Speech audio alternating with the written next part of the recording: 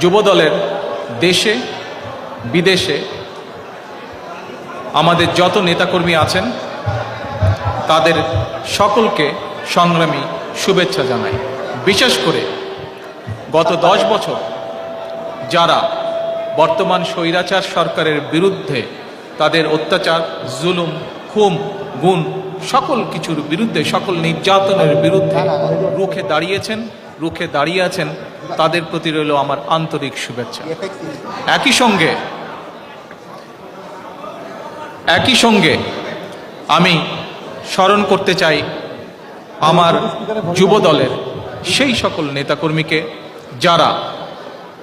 বিভিন্ন সময়, বিশেষ করে বর্তমান স্বৈরাচারের গত 10 বছর ধরে